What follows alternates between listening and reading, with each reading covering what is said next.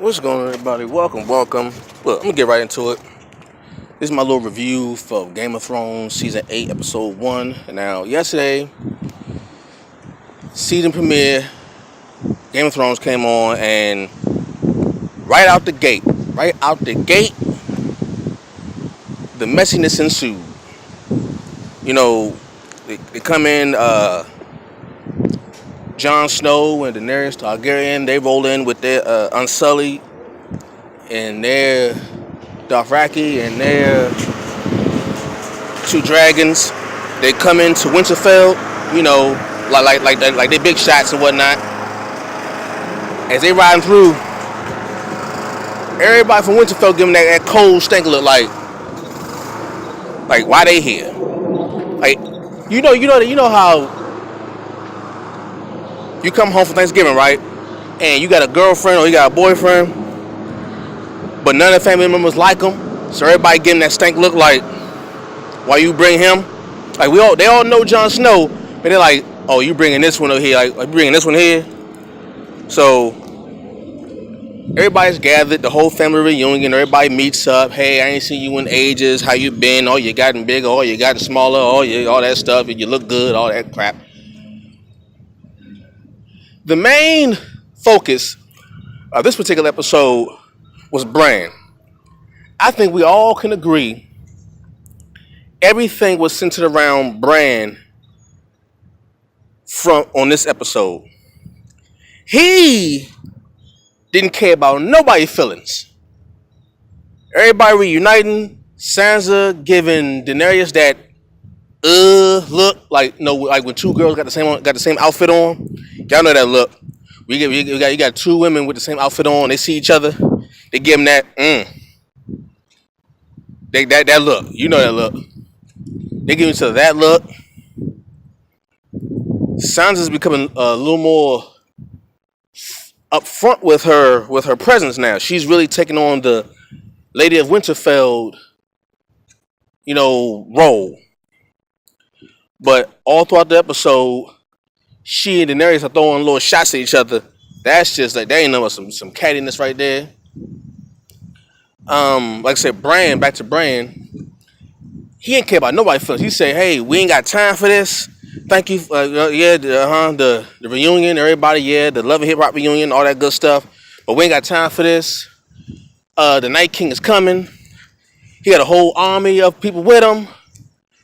One of your dragons is dead, and he got him. We ain't got time to be cheering and clapping and hugging each other. It's getting real. See, here's the thing. Everybody's like, oh, crap, yeah, we forgot. Yeah, that is, yeah. Because Daenerys didn't know that the Night King now has a dragon. That's the first time they found out.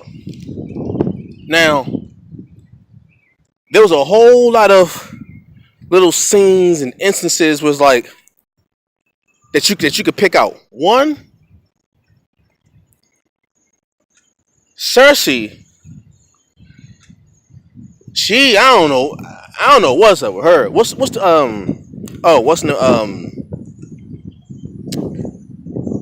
his name? I forgot his name. Greyjoy. Theon Greyjoy saves his sister. Finally. The other Greyjoy went to King's Landing. He talking some serious game to Cersei.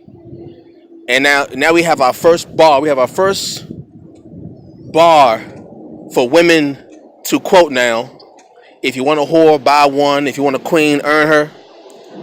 That's gonna be a bar until the next episode. So for an entire week, you're gonna see a whole lot of Twitter posts saying, if you want a whore, buy her. If you want a queen, earn her. All that stuff.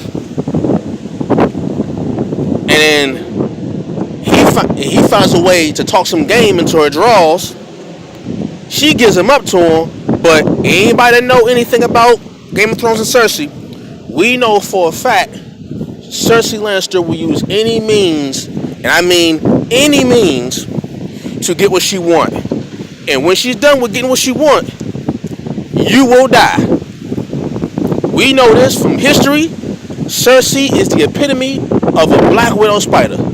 She will mate with you. She will do whatever she got to do with you in order to get what she wants. But the very moment she has succeeded in her goal and she got what she wants from you, consider yourself dead.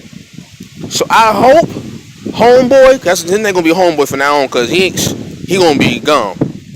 I hope he understands who Cersei is, because the only person that she has been intimate with and still loves is her brother, and that's even weird to say. Jaime Lannister is the only man that she's been intimate with that she actually loves. Anybody else, Robert Baratheon, her husband, couldn't stand him. She can't stand. Jaime's the only one who actually had sex with her that she actually loves, because he would have been dead. But the family, which is weird in itself. Anyway, Jon Snow rides the dragon. I had a feeling that was going to happen, but Jon Snow rides the dragon.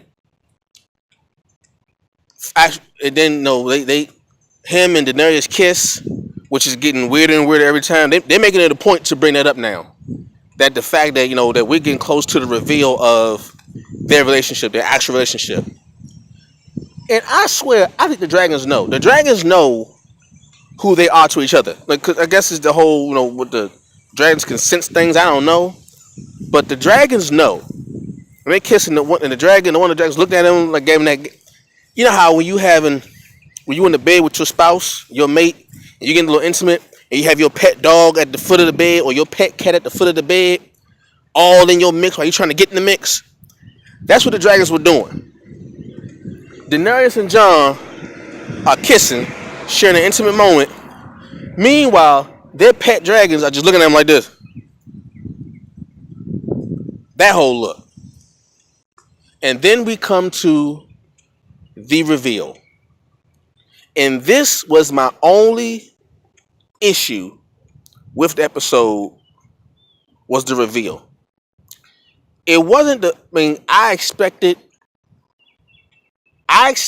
Sam to tell Jon rather than Bran. I expected that. However, two things that caught my attention. When Daenerys revealed that that she actually killed Sam's brother and father, and she didn't know who they were to each other. She didn't know. That was one surprise right there. That we didn't know that the two. Everybody remember the scene where the father and the son stood next to each other and Daenerys burned them for not taking the knee. We didn't know that how that would tie into now. That was Sam's family, father and brother.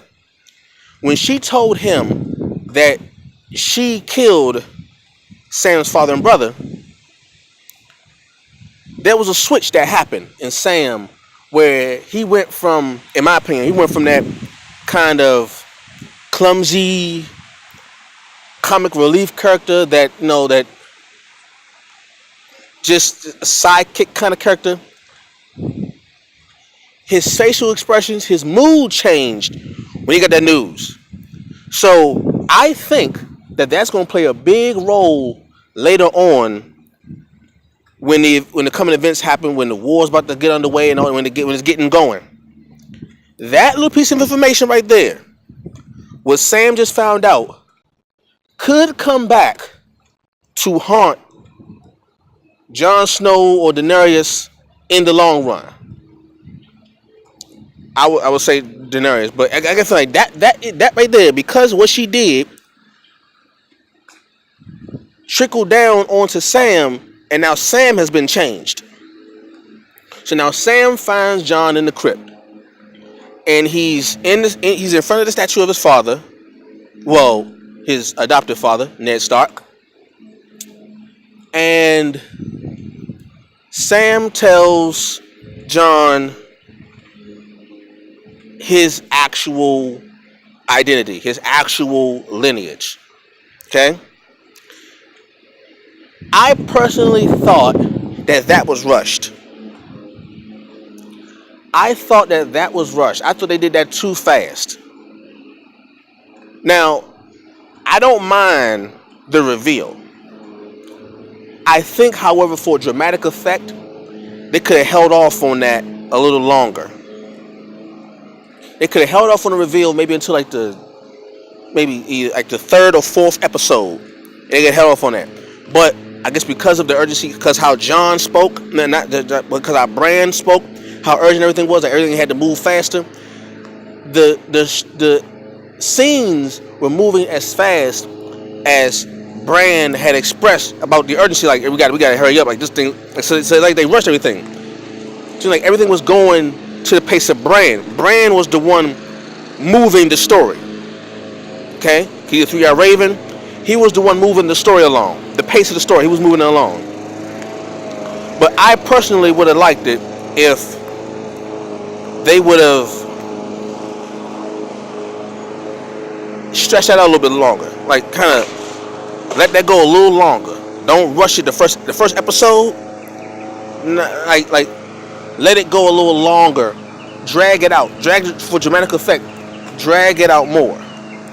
Before you just drop it on them, maybe like the next episode, like the third or fourth episode, drag it out some more. Like have Sam get ready to tell him, but something interrupts him. Like something happens where something interrupts Sam from telling him. Like drag it out a little bit more for dramatic effect. I wasn't a fan of them rushing it like that. It seemed a little rushed to me. That's just my opinion. And now Jon Snow knows his true identity. And Sam is becoming... There was a little bit of manipulation right there. Sam is using his anger from his death of his family to kind of manipulate Jon Snow with these questions. We say, would you have done it? Would you have killed? No. Would you have done what Daenerys did with my family? Jon said, I wasn't a king then. So I wasn't a king. So I would have found a way, but I wasn't a king then. And Sam said, well, you've always been a king. And you've always done the right thing for your people. Then he said, would you? Like, was she? So Sam just put a seed of doubt in Jon Snow's head now that he knows his birthright and now that he knows what Daenerys did. Be mindful of that right there. Sam he's using his anger as a weapon. Now I don't know what that's gonna mean for Jon Snow or Daenerys and all that stuff. I don't know. Because all around all this time, Arya has been reminding Jon Snow, that family come first. Sam has been reminding Jon Snow that family comes first. So all of his family has been reminding him family comes first over the love over your new family, which is Daenerys. Because now Daenerys is Jon's lover and aunt. Wow. That's a... So now here's another question. Now that you know who your family is, now that Jon knows who his actual family, his blood-related family is, that the Starks are... I mean, not the Starks, but the Tullys are his cousins. And the Starks and stuff, A.R. Starks, that's his uncle and his cousins. Arya's his cousin, all that stuff. But now that he knows his actual identity, how will he act from this point forward? How would he act towards Daenerys now that he knows he's actually the ruler of the Iron Throne? Will there be conflict? I'm pretty sure there will be. Will there be a breach of trust? Most likely. Will there be some backstabbing? Probably. But I think all of the backstabbing won't be from the main characters. It won't be from Jon Snow or Daenerys. Won't no. The backstabbing is actually gonna come from the side characters. That's what's gonna be the backstabbing. So watch out for that. All right, watch out for that. And we already got our first glimpse of the Night King is coming. He killed the kid, hung him up, turned to a zombie, and did the little night symbol king, the Night King symbol, all that stuff. So it's coming. It's getting closer and closer. And we gotta get ready. Winter's here, and boys are getting crazy already. Catch you all later. Peace.